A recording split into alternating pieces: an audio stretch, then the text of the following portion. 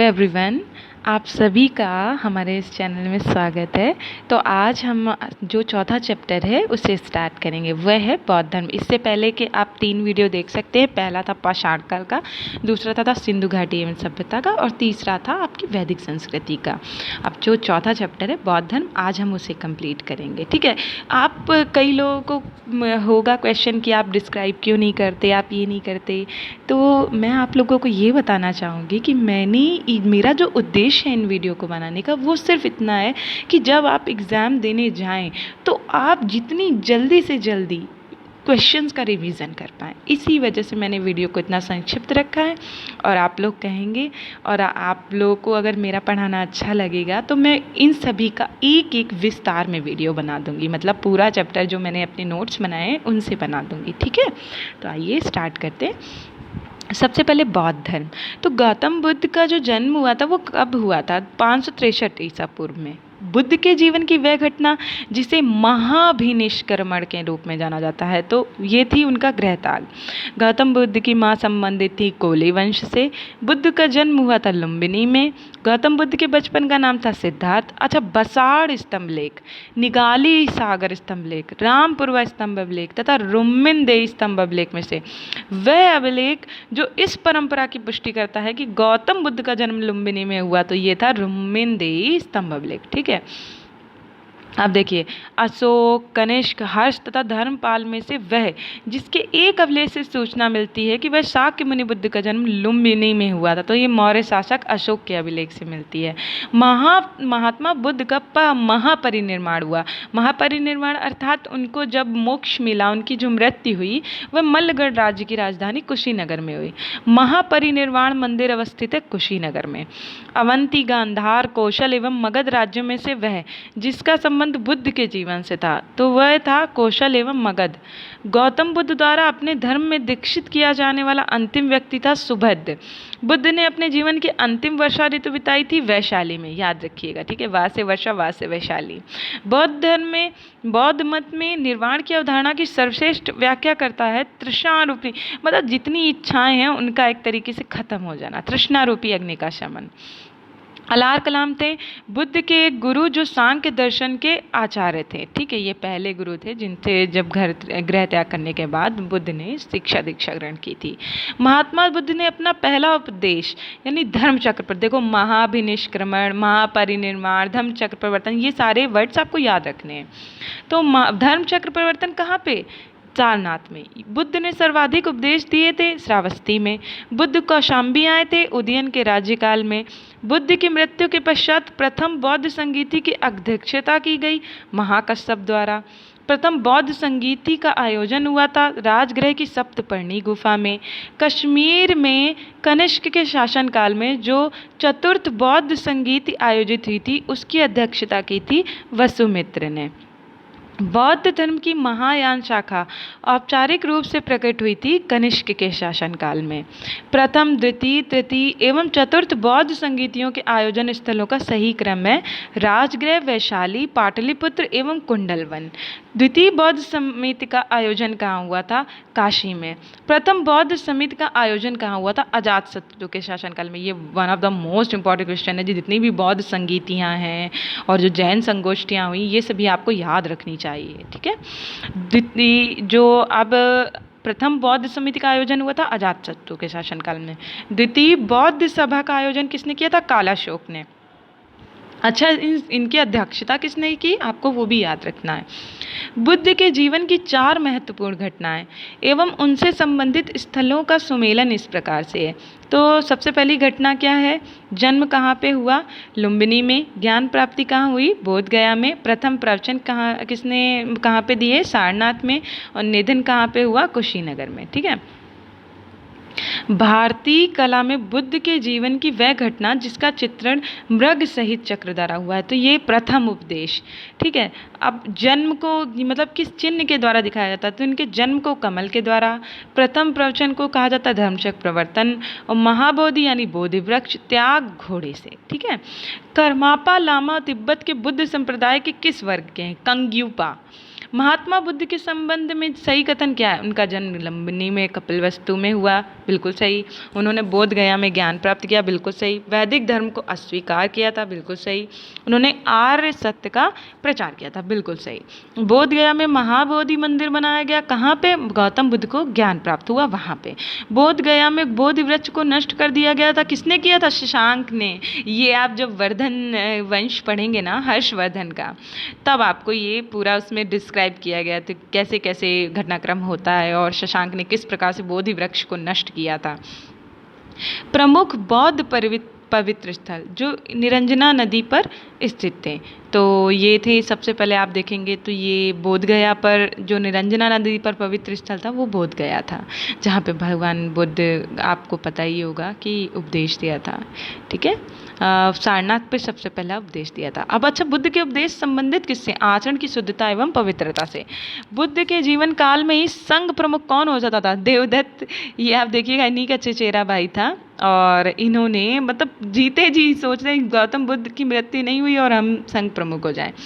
गौतम बुद्ध ने अपनी मृत्यु के उपरांत बौद्ध संघ के नेतृत्व के लिए किसे नामित किया था? किसी को भी नहीं। उन्होंने कहा जो उनकी शिक्षाएं हैं वही अब लोगों का मार्ग पथ प्रदर्शित करेंगी। ठीक है, अष्टांग मार्ग की संकल्पना की इसका अंग है धर्म चक्र प्रवर्तन सूत्र की विषय वस्तु का। ये आप पढ़ेंगे, दुख होता है, दुख का कारण होता है, दुख का निरोध होता है, दुख का निर्गम, मतलब इस तरीके से उन्होंने सारा कुछ, जैसे 5 चीज़ें बताई हुई हैं वैसे ही अष्टांग मार्ग भी बताए हुए हैं, तो आप उनको पढ़ सकते हैं। गौतम बुद्ध के बारे में सत्य कथन क्या है? वो कर्म में विश्वास रखते थे, आत्मा का शरीर में परिवर्तन मानते थे और निर्वाण प्राप्ति में विश्वास करते थे। ठीक है, बौद्ध संघ में भिक्षुणी के रूप में स्त्रियों के प्रवेश की अनुमति बुद्ध द्वारा दी गई वैशाली में।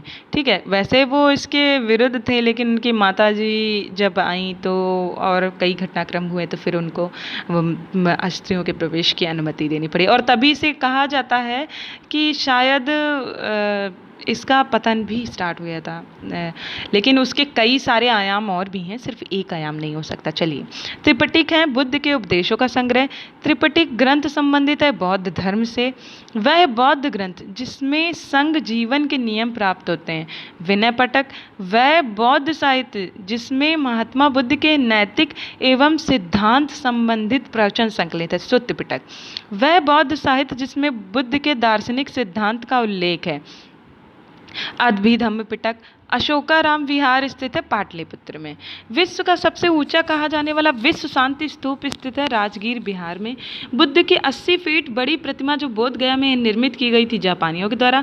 सर्वप्रथम स्तूप शब्द मिला है ऋग्वेद में। सारनाथ, साक्षी, बोध गया, कुशीनारा में वह स्तूप स्थल जिसका संबंध भगवान बुद्ध के किसी भी घटनाक्रम से नहीं रहा, वह सांची का स्तूप। संसार अस्थिर और क्षणिक है का बौद्ध, जैन, गीता एवं वेदांत में से जिससे संबंधित है बौद्ध से।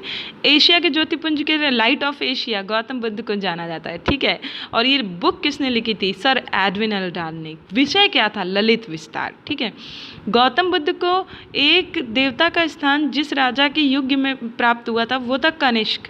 ठीक है, ये आप इसमें कहानी पढ़ेंगे, जम्मू कश्मीर के ये राजा थे कनिष्क।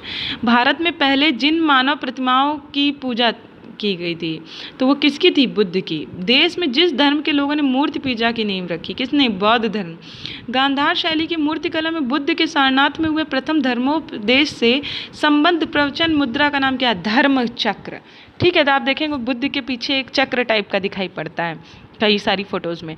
बुद्ध की खड़ी प्रतिमा बनाई गई थी कुषाण काल में। देखिए, बैठी प्रतिमा, लेटी प्रतिमा, खड़ी प्रतिमा, तो ये सब आपको अलग अलग करके प्रश्न याद रखने हैं। तो भगवान बुद्ध की प्रतिमा कभी कभी एक हस्त मुद्रा युक्त दिखाई गई है जिसे भूमि स्पर्श मुद्रा कहा जाता है। ये किसका प्रतीक है?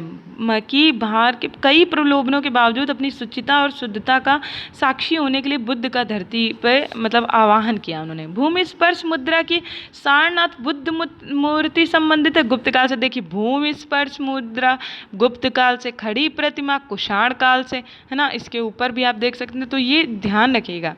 कुशीनगर मल्लगढ़ राज्य की राजधानी थी। महात्मा बुद्ध का परिनिर्वाण कुशीनगर में हुआ था, ठीक है। और आप देखेंगे मिलान करेंगे कि लोथल जो है वो प्राचीन गोदी क्षेत्र था, ये गुजरात में था। सारनाथ बुद्ध का सर्वप्रथम धर्मोपदेश था, ये अपने यूपी में ही है। बनारस जाइएगा तो सारनाथ जरूर जाइएगा। सांची जो है मध्य प्रदेश में अशोक का सिंह शीर्ष है।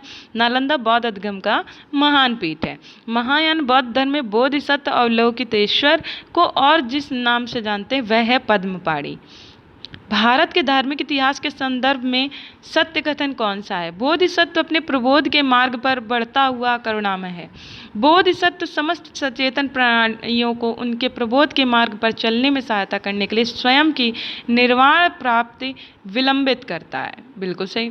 हीनयान अवस्था का विशालता एवं सर्वाधिक विस्तृत शैलकृत चैत्य गृह स्थित है कार्ले में, ठीक है। हीनयान अवस्था का याद रखिएगा, कहाँ पर है? कार्ले में। प्रथम शताब्दी ईस्वी में जिस भारतीय बौद्ध भिक्षु को चीन भेजा गया था, नागार्जुन। शून्यता के सिद्धांत का सर्वप्रथम प्रतिपादन करने वाला बौद्ध दार्शनिक का नाम क्या है? नागार्जुन। नागार्जुन जिस बौद्ध संप्रदाय के थे वह है माध्यमिक। विक्रमशिला, वाराणसी, गिरनार एवं उज्जैन में से बौद्ध शिक्षा का केंद्र कौन था? विक्रमशिला। वल्लभी विश्वविद्यालय स्थित है गुजरात में। नालंदा विश्वविद्यालय के स्थापन का युग कौन सा है? गुप्त। नालंदा विश्वविद्यालय के संस्थापक कौन थे? कुमार गुप्त। ये बहुत इंपॉर्टेंट है, ये जरूर आप याद रखिएगा, ठीक है, कि नालंदा विश्वविद्यालय के संस्थापक कौन थे, विक्रमशिला विश्वविद्यालय के संस्थापक कौन थे, धर्मपाल ने किसकी स्थापना की? नालंदा। तो ये बहुत इंपॉर्टेंट है, याद रखिएगा। नालंदा विश्वविद्यालय के जो संस्थापक थे चंद्रगुप्त, ये प्रसिद्ध किसके लिए था? बौद्ध धर्म दर्शन के लिए। 12वीं शताब्दी के अंत तक नालंदा महाविहार का प्रतिबंध हो गया। महावीर को राज की प्रश्रय मिलना बंद हो गया था। ये दोनों मतलब सेंटेंस तो सही है लेकिन रीजन सही नहीं है इसका कि नालंदा महाविहार का पतन हो गया। क्यों? क्योंकि उसको राज की प्रश्रय मिलना बंद हो गया। नौ नालंदा महाविहार किसके लिए? पाली अनुसंधान संस्थान के लिए। बौद्ध धर्म एवं जैन धर्म दोनों में समान रूप से विद्यमान था। वेद प्रमाण के प्रति अनास्था, कर्मकांडों की फलवत्ता का निषेध, प्राणियों की हिंसा का निषेध। और प्राणियों की हिंसा का निषेध मुख्य रूप से जैन धर्म तो सच में मतलब वो बहुत कठिन है उसे फॉलो करना। और सच में मतलब उसको काफ़ी उसमें जो शिक्षाएं दी गई है बाकी उसमें काफ़ी कठिन है। बौद्ध धर्म के 4 आर्य सत्य का सही क्रम क्या है? दुख है तो दुख का कारण है, दुख का निरोध है, दुख निरोध का मार्ग है। बौद्ध तथा जैन धर्म दोनों ही विश्वास करते हैं किसमें? कर्म तथा पुनर्जन्म के सिद्धांत से ही है। पुनर्जन्म नहीं होता है, आत्मा की सत्ता नहीं है। तो ये ए गलत है किंतु आर सही है। भैया आत्मा को दोनों लोगों ने मतलब आत्मा को माना है। बौद्ध धर्म के विषय में सही कथन क्या है? कि वर्ण एवं जाति को अस्वीकार नहीं किया। उन्होंने ब्राह्मण वर्ग की सर्वोच्च सामाजिक कोटि को चुनौती दी और कुछ एक शिल्पों को निम्न माना। बौद्ध धर्म के अच्छा विस्तार के कारणों में सम्मिलित क्या था? कि मतलब बहुत ही सिंपल था। धर्म की सादगी, दलितों के लिए विशेष अपील, धर्म की मिशनरी भावना, स्थानीय भाषा का प्रयोग। ऑब्वियस बात है, जो जितना सरल होता है लोग उसे उतना ही ज़्यादा अपनाते हैं। आरंभिक मध्ययुगीन समय में बौद्ध धर्म का पतन किन कारणों से हुआ? अब उस समय तक बुद्ध विष्णु के अवतार समझे जाने लगे और वो वैष्णव धर्म का हिस्सा बन गए थे। कुछ शैलकृत बौद्ध गुफाओं को चैत्य कहा जाता है और कुछ अन्य को विहार, ठीक है।